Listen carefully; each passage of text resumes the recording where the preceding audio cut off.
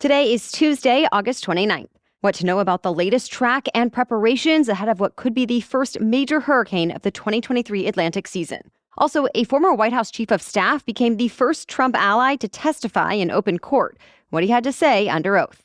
Plus, why France is spending hundreds of millions of dollars to destroy wine. The end of an app that helped put podcasts on the map.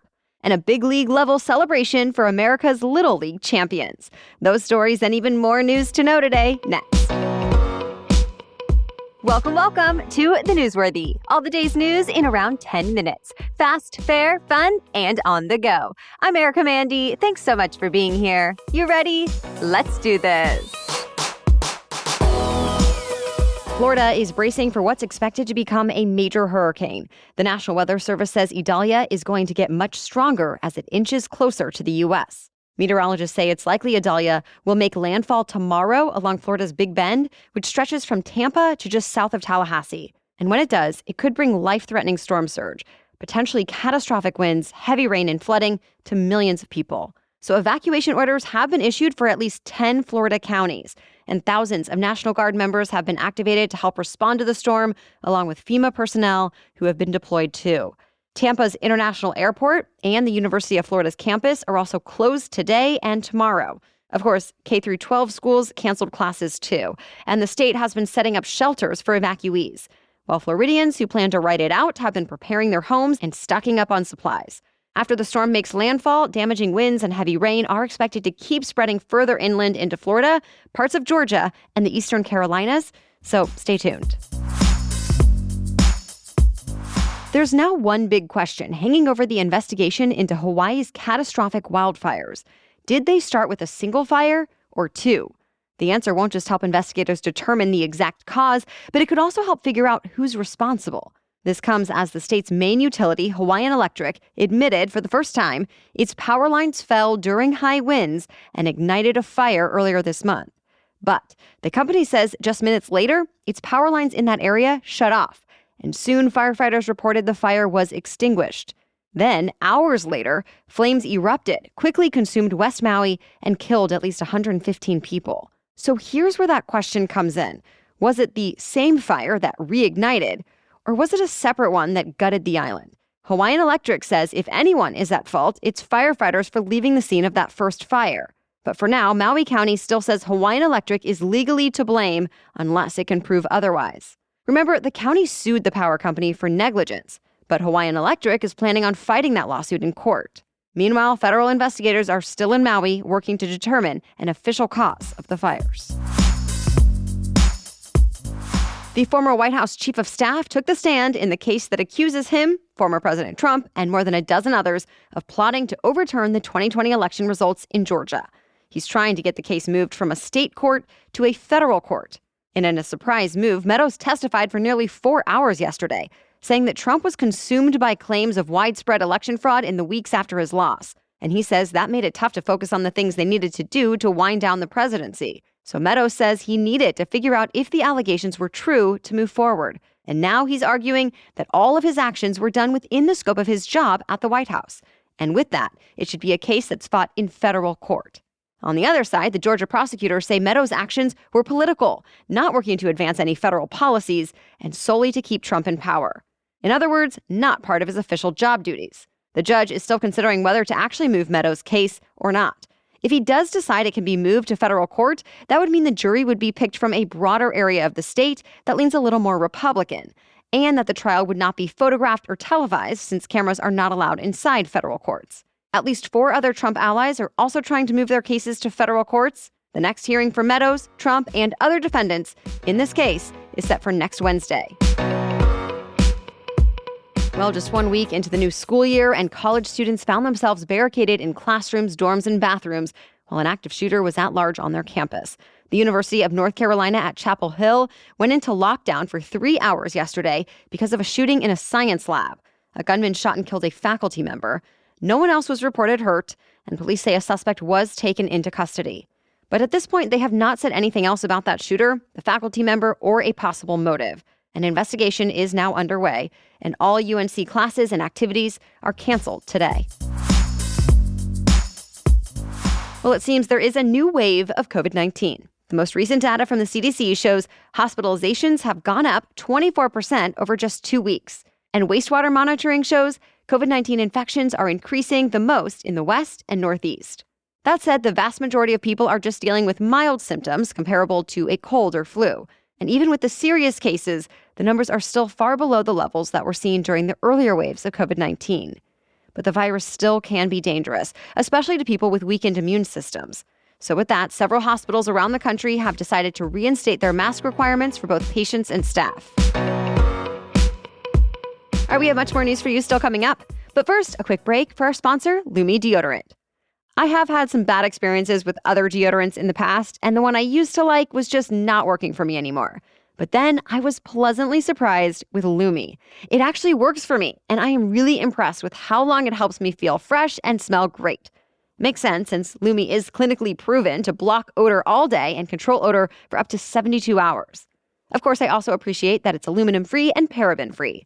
And I love that Lumi has a bunch of different products to choose from, like their deodorant wipes are really convenient for on the go, whether that's post-gym or post-work or during travel. And you can use it on your underarms, your feet, anywhere.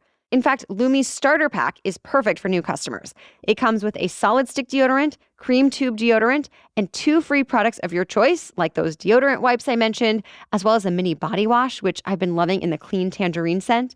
Oh, and you can get free shipping too. As a special offer for listeners, new customers get $5 off a Lumi starter pack with code NEWSWORTHY at LumiDeodorant.com. That equates to over 40% off your starter pack when you visit Lumi Deodorant, L-U-M-E, LumiDeodorant.com, and use the code NEWSWORTHY. Here is a problem you might not have expected. France has way too much wine. And now the country is about to destroy enough of it to fill more than 100 Olympic-sized swimming pools. Oh, and that destruction is going to cost the EU and French government about $216 million. That might sound a little crazy, but there's actually a reason for this. Making wine is getting more expensive, and people are apparently drinking less of it. So some producers now have such a surplus, they can't price their wine high enough to make a profit.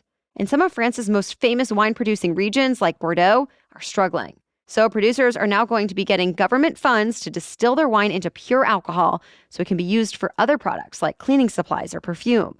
The French government is also offering wine growers compensation if they choose to rip up their vines entirely and repurpose their land. But don't worry, French wine will not be going away entirely, as it is such a strong part of the culture. American Airlines is now facing the largest fine ever for keeping passengers waiting on their planes during hours-long delays. The Transportation Department is fining the airline $4.1 million. It's over dozens of flight delays that happened between 2018 and 2021.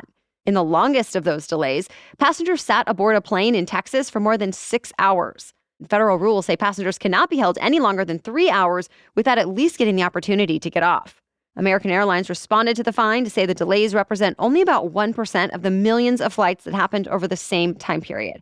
And the company says it's since invested in technology that can better handle flights in severe weather and reduce congestion at airports. Still, it's going to pay the fine. About half of it is going to the government. The other half has already gone to compensate passengers. It's being called OpenAI's biggest announcement since debuting ChatGPT. This week, the company launched ChatGPT Enterprise. It's basically the business version of the AI chatbot, but it's built on OpenAI's most advanced language model. So the company says it will run up to twice as fast as the paid version of ChatGPT.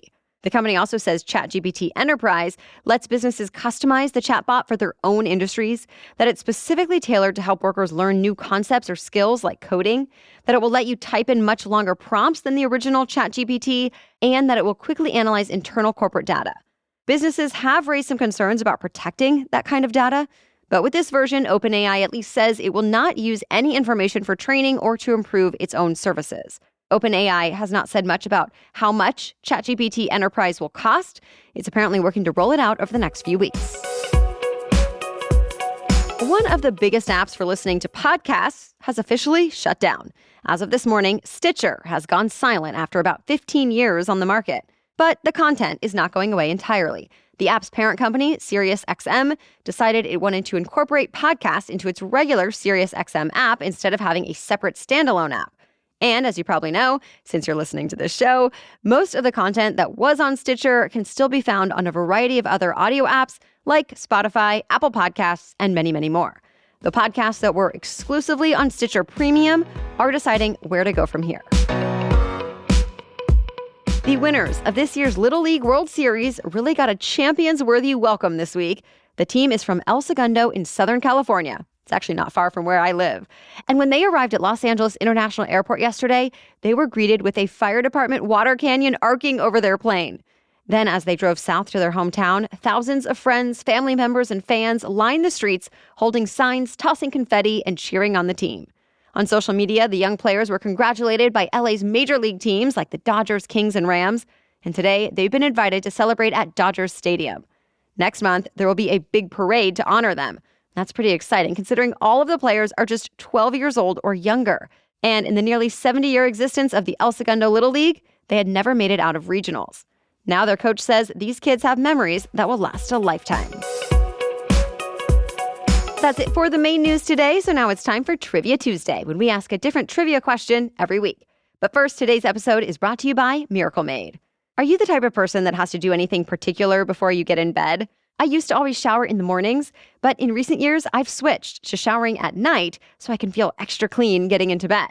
Still, the reality is, unwashed traditional bed sheets can harbor more bacteria than a toilet seat. That's why Miracle Made offers a whole line of self-cleaning, eco-friendly bedding, such as sheets, pillowcases, and comforters that are infused with silver, preventing 99% of bacteria, and therefore requiring 3 times less laundry. It gives me a lot of peace of mind, along with the softness and comfort of these sheets. So go to trymiracle.com/newsworthy to try Miracle Made sheets today. You can save over 40%, and if you use the promo Newsworthy at checkout, you'll get 3 free towels and save an extra 20%. Miracle is so confident in their product, it's backed with a 30-day money-back guarantee. Upgrade your sleep with Miracle Made. Go to trymiracle.com/newsworthy and use the code Newsworthy to claim your free 3-piece towel set and save over 40% off. Again, that's trymiracle.com/newsworthy. Okay, now back to Trivia Tuesday. Today's trivia question is a little bit personal. The Newsworthy published our very first episode exactly how many years ago this week? You can play along with us in our weekly roundup email that comes out each Friday, so sign up to get it at thenewsworthy.com/email or find the link in today's episode notes. As for last week's trivia question, what kind of bird can fly backwards? The answer is the hummingbird. Yeah, hummingbirds' wings flap in a figure-8 pattern, letting them fly forward, backward, up, and down. Plus, they can hover in place. They're fast, too. They can fly up to 30, even 60 miles an hour. And no matter where they're going, their wing flapping rates can reach about 10 to more than 80 beats per second, so fast that they make a humming noise. Hence the name, the hummingbird. All right, thank you so much for listening today. Be sure to hit that subscribe or follow button in your favorite audio app so you can get new episodes each day and always be informed. And if you're looking to support the show even more, we so appreciate if you share it or even become a Newsworthy Insider. Start your free trial at thenewsworthy.com/insider to get ad-free and bonus episodes. All right, we'll be back with another news roundup tomorrow. Until then, thanks again for being here and have a great day.